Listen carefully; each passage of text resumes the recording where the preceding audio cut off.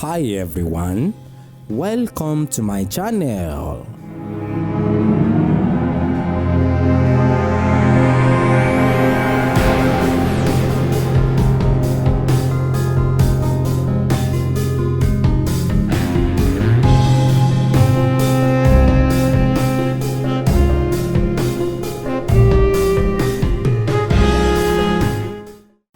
Ẹ̀sùn ẹ̀jọ̀ báwo wá lèèyàn ṣe máa ń bọ olókùn jẹ́ kan tẹ́lẹ̀ sọ fún wa ni.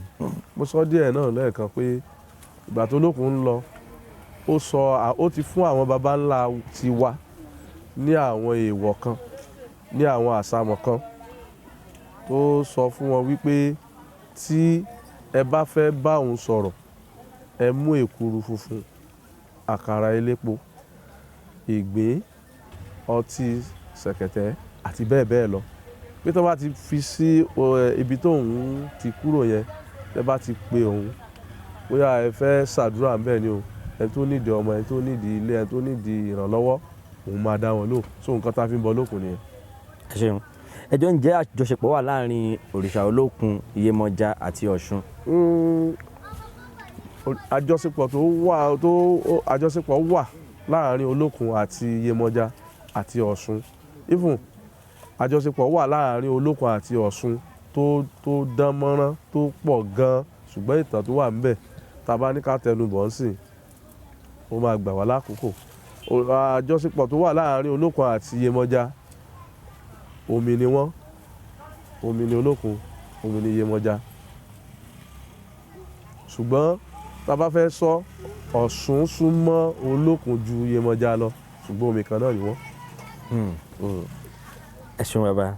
Ẹjọ́ báwo ni ẹni tó bá fẹ́ gbàdúrà tó jẹ́ pé olókun lòun fẹ́ gbàdúrà sí lónìí o, ìlànà wo lèèyàn lè fi gbàdúrà sí olókun yàtọ̀ sí pé èèyàn fẹ́ bọ o, ǹjẹ́ ìlànà wà sà? Ṣe rí àwọn nǹkan táwa máa ń sọ ní ìṣẹ̀ṣe, kí n fi example àpẹẹrẹ, tá a bá sọ pé àṣẹ, àmì náà ni. Tá a bá ti sọ pé à ń bọ olókun, à ń ṣàdúrà ń bẹ̀ náà ni. Tá a bá fẹ́ bọ olókun báyìí, àdúrà náà la máa ṣe ń bẹ̀. So ẹni tó bá fẹ́ ṣàdúrà nídìí olókun, ó di dandan kó bọ olókun, kó fi èkuru funfun, àkàrà elépo, ọtí. Ó ní àwọn nǹkan tí àwọn ọmọdé máa ń jẹ tẹ́nu jẹ bíi bisikíìtì, súwìtì, nǹkan kan bẹ́ẹ̀ yẹn o. So ẹni tó fẹ́ ṣàdúrà nídìí olókun, ó máa nídìí nǹkan yẹn náà. Ẹni tó fẹ́ bọ olókun náà, àdúrà náà ni. Ẹ ṣeun bàbá. Ẹjọ́ báwo ni wọ́n ṣe lè dá ọmọ olókun, ẹni tó jẹ́ ẹni tó máa ń bọ olókun, báwo lèèyàn ṣe lè dá wọn mọ̀ sà tá a bá rí wọn ta? Ẹ dá mọ̀ pẹ̀lú ìwà, torí tó bá ń bọ olókun ó gbọ́dọ̀ ní sùúrù, èèyàn kì í bínú, torí pé àwa máa ń wà straight forward.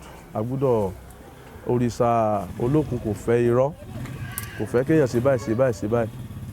Tó fi di òrìṣà náà nìyẹn, tó kò fẹ́ irọ́, kò fẹ́ kéèyàn ṣèké, ó fẹ́ kéèyàn wà straight forward. Èkejì ni wípé ẹni tó bá ń bọ olókun tó jẹ́ ọmọ olókun, ẹ lè rí aṣọ dúdú lọ́rùn ẹ̀, ẹ lè rí aṣọ pupa lọ́rùn ẹ̀. Aṣọ tó lókun láìkì jù, tó fẹ́ràn jù, òun ni aṣọ funfun. Ẹ ṣeun bàbá. Ẹjọ́ bá sọ fún wa nípa ọdún olókun, ìgbà wo náà máa ń ṣe, kí dẹ̀ ni bí wọ́n ṣe máa ń ṣe àti àǹfààní tó wà ń bẹ̀ sà? Ìgbà tá a máa ń ṣe ọdún olókun, ìgbà tí inú oṣù kẹrin ọdún la máa ń ṣe ọdún olókun. Ní ọ̀sẹ̀ tó gbẹ̀yìn oṣù kẹrin ọdún la máa ń ṣe ọdún olókun. Ọjọ́ Thursday, ọjọ́ Àlàmísì, òun ni à ń pè ní ọjọ́ ọjà Èjìgbòmẹkùn ní ìlú Ilé-Ifẹ̀. Ọjọ́ yẹn gangan ni a máa ń bọ olókun. Ìrọ̀lẹ́ sì ni a máa ń bọ olókun. Àǹfààní tó dẹ̀ wà nínú bíbọ olókun ní ìlú Ilé-Ifẹ̀ àti ní gbogbo àgbáyé ni wípé àsìkò tá a bá ń bọ olókun, òǹkàlùkù máa béèrè fún owó, fún àlàáfíà, fún ọmọ, ìtẹ̀síwájú, ìfọ̀kànbalẹ̀. So gbogbo ohun tá a bá béèrè ní táìmù yẹn, ní àkókò yẹn, pátápátá ló máa ṣe.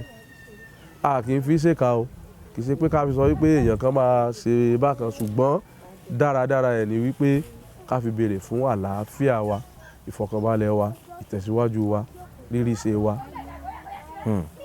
ẹ ṣeun bàbá. ẹni tíṣẹ́ bá ti dàrú ní àti ẹ̀yìn wá tó bá wá síbí torí ọjọ́ méje la máa fi ń sọdún Olókun, tó bá ti wá síbí tó ṣàdúrà, tó wọ tẹ́ḿpù yìí tó ṣàdúrà pé nǹkan báyìí tó ló ń ṣẹlẹ̀, tó wá jẹ́jẹ́ lọ́kàn rẹ̀ ní kẹ́lẹ́kẹ́lẹ́, nǹkan yẹn máa ṣe.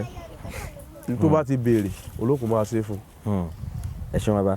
ẹjọ́ máa ń gbọ́ pé ajé Olókun ǹjẹ́ ìkankan ni àbí ìyàtọ̀ wà láàrin àwọn méjèèjì? Ajé Olókun àti Olókun, tẹ́ bá gbọ́ àwọn kan máa ní Olókun Sànní Adé, kì í ṣe Olókun Sànní Adé o, Olókun Sànní Ajé.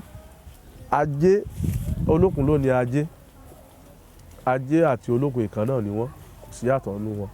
So kò sí bí tẹ́ ẹ dé tẹ́ bá ti rí Olókun tó jẹ́ original, ẹ gbọ́dọ̀ rí ajé ń bẹ̀. Àwọn ajé tá à ń sọ àpẹẹrẹ ẹ̀ wà nínú ibi tá a wà yìí, tẹ́ bá débẹ̀ ẹ̀ rí àwọn ajé, ẹ̀ rí sálẹ̀. So kì í dẹ́ ẹ ṣe sẹ́rí símbọ̀ ajé ni mo ń sọ yìí o, àwọn tí mo ní ẹ̀ ń sàlẹ̀ símbọ̀ ajé ni. So ti yẹ yín sà. So ajé Olókun ló ní ajé, kò sí ilé Olókun tẹ́ máa dé, tẹ́ bá ti délé Olókun tẹ́ ẹ bá ti bá símbọ̀ ajé níbẹ̀, a jẹ́ pé fake ni. ẹ ṣeun bàbá. ǹjẹ́ símbọ̀ Olókun wà lọ́tọ̀ ní sà? ṣé ó ní símbọ̀ tí ó jẹ́ títí Olókun ni? Olókun ní símbọ̀ pé símbọ̀ ẹ̀ náà ni pé à ń lo íméèjì ẹ̀ orí Olókun ó ní símbọ̀ tá à ń lò. ẹ ṣeun bàbá. ẹ jọ̀ọ́ ẹ bá wa kí bàbá wa Ọọ̀ni of Ifẹ̀ sà. mo kí bàbá mi kábíyèsí Ọ̀ọ̀nìrìṣà Ọọ̀ni Adéyẹyẹ ní ìtàn Ògúnwùsì Ọ̀jájá kejì, mo kí wọn kú ọdún. ẹ̀mí wọn á máa ṣe púpọ̀ ẹ̀ láyé. igba ọdún kan ni wọ́n á fọwọ́ pa, wọ́n á fèrè ìjòbì, wọ́n máa mọ̀ ọ́ sí ni o, wọ́n á kó adé lẹ̀ lérí àsìkò tí wọ́n máa túlé Ifẹ̀ lára. àní rógun lásìkò tí wọ́n, àní rí ọ̀tẹ̀ lásìkò tí wọ́n, gbogbo ọ̀tá wọn pátápátá Olókun á pọnmi sí wọn nú, wọ́n á máa lọ rí, wọ́n á máa bọ̀ rí, wọn ò ní dààmú o, ojú wọn ò ní rí bí o, wọn ò ní sìnkú ọmọ, gbogbo àwọn olórí láàfin wọ́n máa finú ṣoyún, wọ́n á fẹ̀yìn gbọ́ ọmọ pọ̀ o. Bẹ́ẹ̀ ló máa rí gbogbo àwa táwa ń bí náà, ọkàn wa máa balẹ̀ o, ojú wa máa rọ́dún, àrí bá ti ṣe àrọ́nà gbégbà, àwa rí jẹ àrí mu, ibi ẹnu ò ní pa wá o. ẹ jọ̀ọ́ bá wa sọ eléyìí náà ká má gbàgbé sá. ẹ jọ̀ọ́ àwọn kan wà tó yẹ pé wọ́n máa ń sá fún ìṣẹ̀ṣe, ẹ̀rù máa bà wọ́n pé wọ́n fẹ́ súnmọ́ ibi tí wọ́n ti ń ṣe ìṣẹ̀ṣe. ẹ jọ̀ọ́ àmọ̀ràn wo lẹ ní fún wọn? ṣe rí nínú nǹkan tẹ́ ẹ béèrè yìí, àwọn tó bá ń sá fún ìṣẹ̀ṣe, rí pé àwọn èèyàn ti ń padà sídìí ìṣẹ̀ṣe báyìí.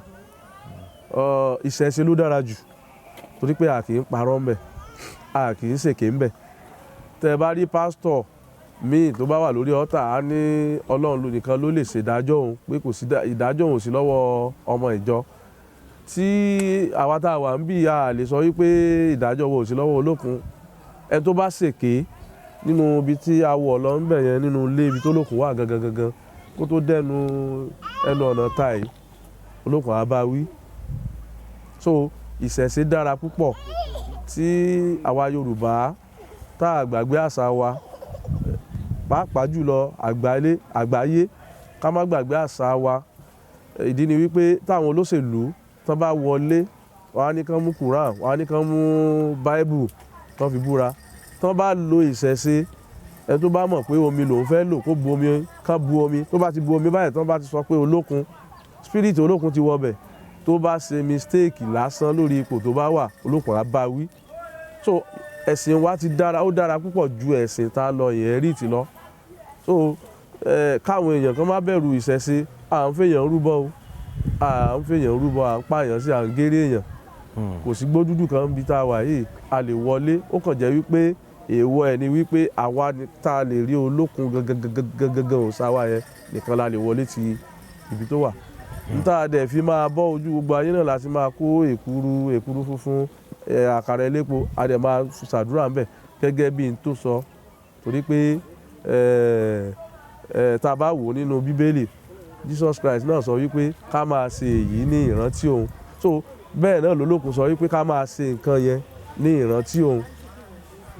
tá a bá dúró ń bì, ta pé Olókun, ta gbé omi lọ́wọ́, ta ní kán lọ bu omi wá ní tàbí kán ra pure water, tá a bá ti gbé sọ́wọ́, tá a kó èkuru kó gbogbo nǹkan tá a fi ń bọ́ tá a kó síbì Olókun máa dá wa lóhùn bẹ̀. So ìṣẹ̀ṣe dára púpọ̀ ó dára púpọ̀ ó dára gan. Ìṣẹ̀ṣe a kì í dóyàwó ara wa. Tí ìyàwó mi bá dìde lórí àga ẹlòmíì ò tó bẹ́ẹ̀ láti jókòó sórí ẹ̀ níbi ọ̀rẹ́ mi ṣùgbọ́n kò rí bẹ́ẹ̀ nínú ẹ̀sìn àwọn tá a lọ yálò. So ẹ ṣeun bàbá tó bá lẹ́yìn tó fẹ́ wá síbí ẹjọ́ ẹ bá wa ṣàlàyé bí wọ́n ṣe lè dé bí báyìí sà.